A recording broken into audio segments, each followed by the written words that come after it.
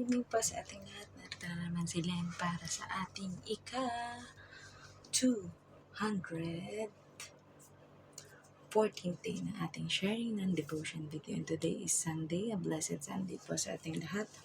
And bagamat tayo ay pagod dahil sa ating pagsayaw at pagpupuri sa ating Panginoon, pero sabi nga, all praises are all worthy, especially kapag iniaalay natin ito para sa ating Panginoon. At bago po tayo magbulay-bulay ng ating daily devotion at ang Word of God, ay po natin kakalimutan ang manalangin sa ating Panginoon. So let us all pray. Ama naming Diyos na makapangyarihan sa lahat, pinupuri at pinasasalamatan ka po namin sa araw na ito, Panginoon. Salamat sa patuloy niyong paggabay sa aming Panginoon, sa buhay, kalakasan at hininga na ipinagkakaloob niyo sa bawat araw, Panginoon. At nawa ay lagi namin itong magamit para sa inyong takilang layunin, Panginoon, our great commission to go therefore and make disciple of all nations. Panginoon, salamat po dahil nakapagsimba ang aking mga anak at sa patuloy na nakikita ko, Panginoon, na progress ng mga students, Panginoon, na tinuruan ko ng discipleship at leadership at talong higit ang tambourine dance na nai-apply na nila, Panginoon, sa praise and worship sa Pilipinas, Panginoon, na may patuloy ninyong ipagkaloob, Panginoon, sa bawat mga kabataan, Panginoon, at sa bawat mga matuturuan, Panginoon, ang wisdom, Panginoon, and may we use our time, talent, and treasure for the expansion of your kingdom, Panginoon. Ganyan po, Panginoon, na sa aming mga magiging tagapanood, tagapakinig at makakabasa ng mga devotion na ito, Panginoon, ay nawa ay mag-glorify po nila kayo, Panginoon, kilalanin at tanggapin ang inyong bugtong na anak na si Jesus, na walang ibang karapat-dapat na mag-alay ng kanyang sariling buhay sa katubusan ng kasalanan, kundi tanging ang Panginoong Yesus lamang. Salamat po sa pagbibigay ninyo sa Kanya, sa aming Panginoon, kaya kami ngayon ay malaya, Panginoon, na magawa ang pag-iebanghelyo na ito, Panginoon, at ideklara at ipaklaim sa lahat ng tao, sa lahat sa buong mundo, Panginoon, kung gaano kayo kabuti, gaano kayo mapagmahal, Panginoon, na Ama at Magulang sa amin, Panginoon.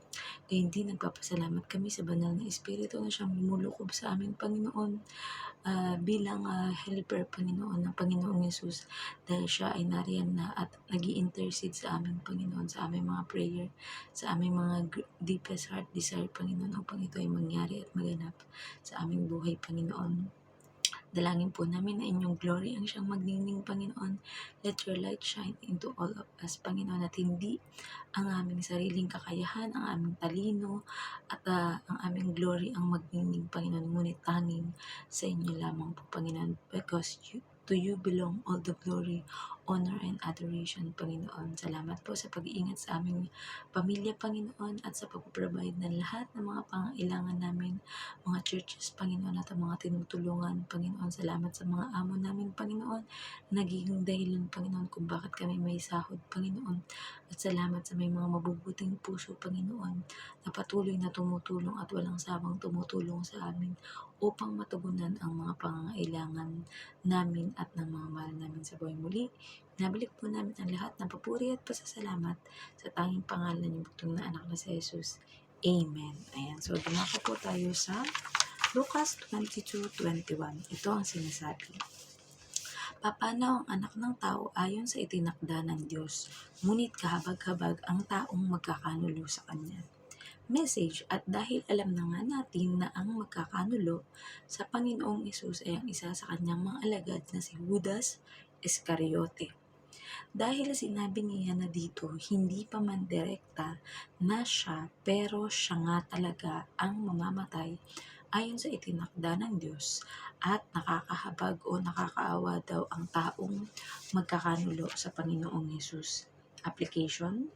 Dahil alam nating walang ibang karapat-dapat na maging handog para sa katubusan ng lahat ng ating kasalanan, ang Panginoong Hesus na ang inihanda ng Diyos, at nakahanda na din siya sa mangyayari, lalong higit ang papel ng isa sa kanyang mga alagad na magkakanulo sa kanya. Hindi rin biro ang ilang taon na pinagsamahan nila nito, at maaring naging malapit na din sila sa isa't isa. lalo at si Judas Iscariote pa ang maaring tagapaghawak ng mga usaping pananalapi nila.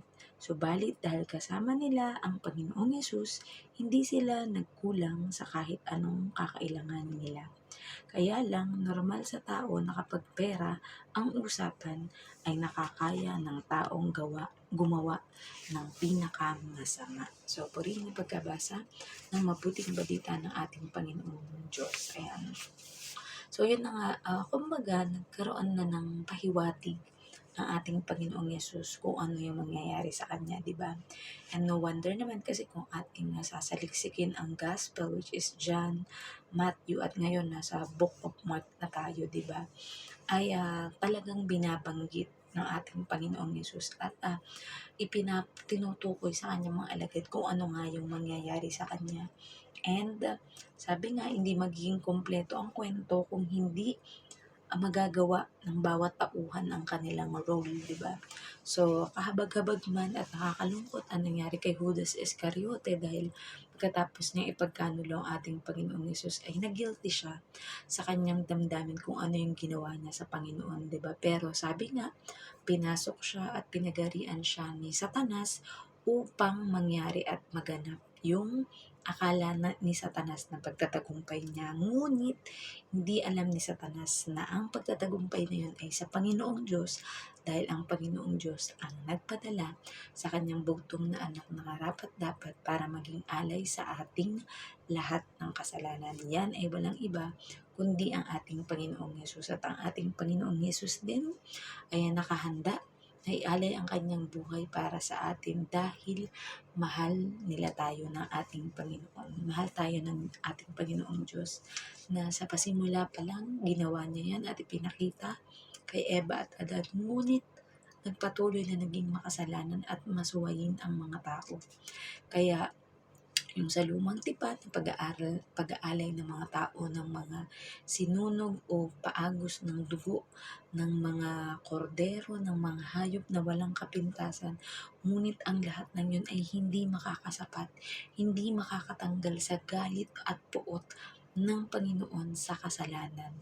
Galit ang Panginoon sa kasalanan, ngunit mahal niya tayo. Kumbaga, the moment that we accept His begotten Son, Jesus Christ, is nilinis na tayo at binihisan na tayo ng ating Panginoong Yesus ng bagong damit at yan ay ang kanyang righteousness. Kaya kahit ano pa man, gaano katindi ang naging kasalanan mo at kagaya na naging topic kanina sa ating preaching na ang pinakahinangan sa atin ng ating Panginoon Diyos is yung faith natin sa Kanya ay manatili until the end, diba? Na maging consistent tayo, na hindi tayo yung sala sa init, sala sa lamig, diba?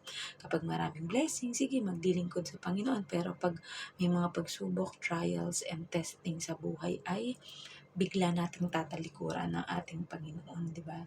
So, dapat consistent tayo na may pagpapala man o mga pagsubok, mananatili pa rin, di ba? Sabi nga sa kanta is, mananatili sa iyong lilim at sasambahin ka sa dakong lihim. Ayan, maaring iba-iba man yung paraan natin ng pag-glorify at pagpupuri sa ating Panginoon. Maaaring sa pag-awit, sa pagsasalita o preaching or sharing ng Word of God, sa pakikisalamuhan natin sa ibang tao, sa ating mga talent, treasure, and time na ipinagkakaloob sa atin. Hindi natin hinahayaan na ito ay mabaliwala. Hindi natin hinahayaan na ito ay masayang. Bagkus, ginagamit natin ito sa pamamaraan na nakalulugod sa ating Panginoong Diyos, di ba? And yun nga, nawa, wag nating maging ugali na alam nyo na pag-usaping pera o salapi, di ba?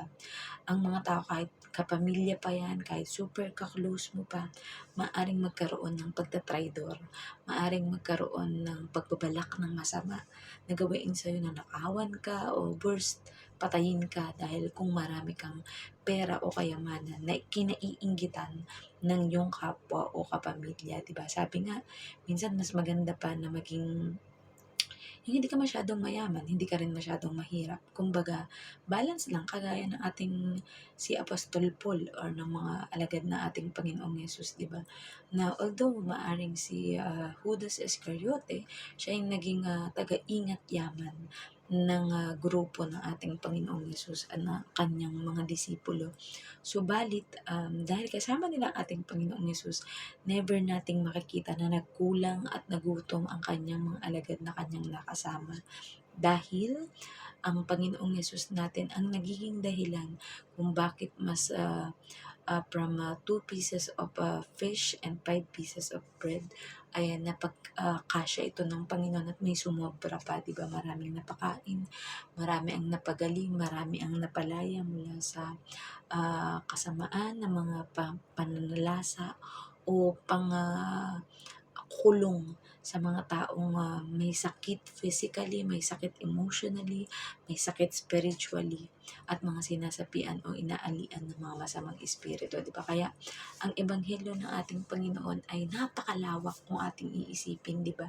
Na talagang yung 3 years ng kanyang pag-eebanghelyo ay ginamit niya talaga ng matindihan para marami ang maabot at makakilala at mabaginan ng ebanghelyo ng ating Panginoong Diyos. At tayo din, bilang tayo ay nakakapagsalita, kumpleto ang parte ng ating katawan, may lakas at may tamang edad tayo para magawa ang dakilang layunin ng ating Panginoon to go therefore and make disciple of all nations. Sana wag po natin yung sasayangin, bagkus ay gamitin natin with all the best that we can, with all our might, yung magagawa natin para makapaglingkod sa Panginoon at makapaglingkod sa ating kapwa at lalong higit mailapit ang ating kapwa patungo sa pagkakaroon ng matibay na relasyon sa ating Panginoon.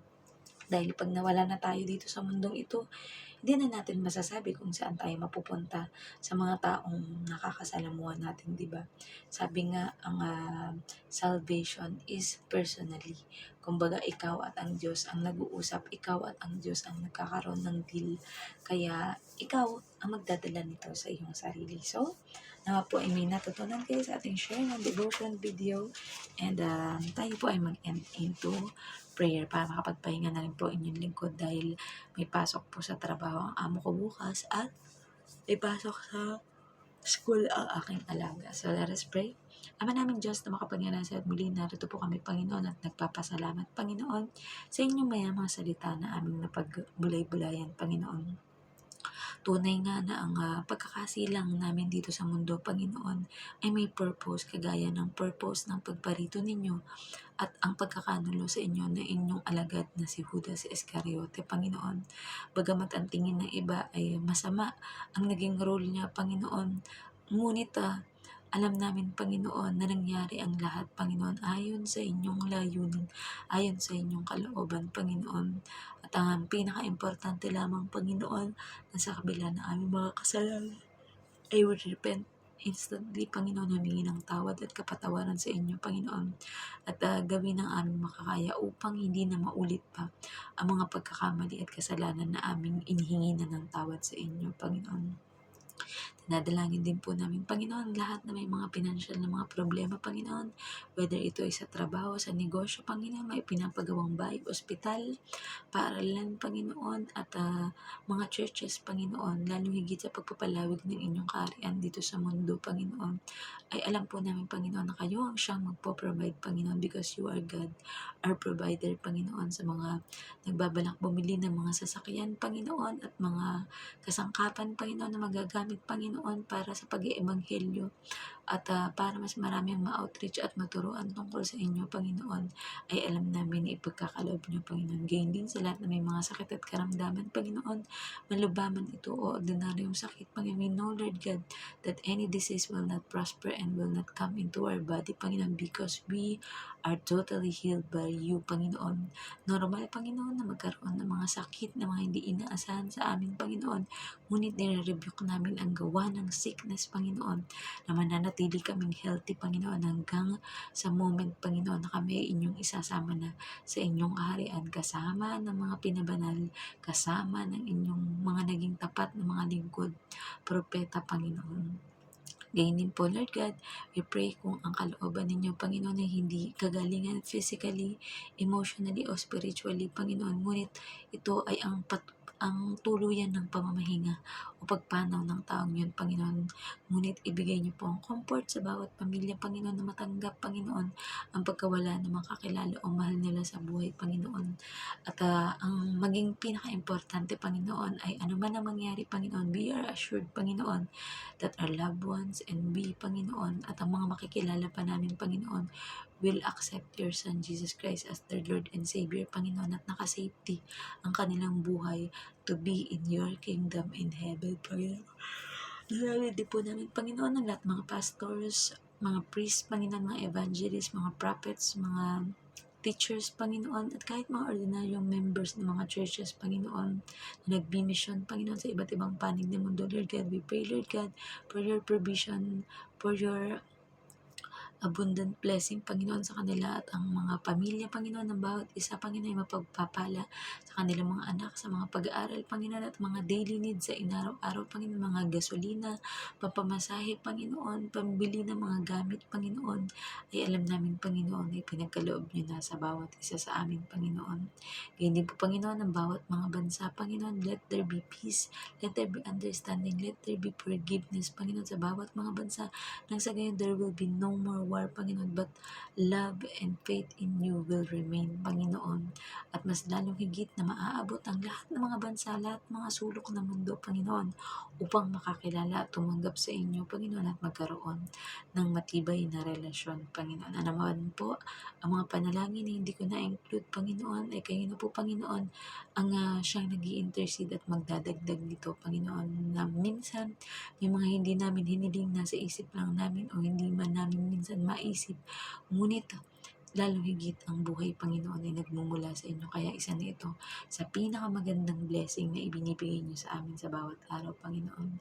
Salamat sa kalakasan, salamat sa lahat ng mga unexpected na mga blessing, Panginoon, ay pinagkakaloob niyo. Maaaring sa pamamagitan ng ibang tao na siyang magbibigay sa amin, Panginoon. Ngunit tanging sa iyo ang papuri, Panginoon, at parangal at hindi sa sarili namin, Panginoon, sapagkat we know that without you, Lord God, we can do nothing. Ngunit kapag kasama namin kayo, Panginoon, at natutuwa kayo sa aming ginagawa, Panginoon, ay hindi mapipigilan ang mga blessings na dumating sa amin muli. Pinabalik po namin ang lahat ng papuri at pasasalamat sa tanging pangalan ng bugtong na anak na si Jesus. Amen. Good night pa sa ating lahat and God bless. Bye-bye.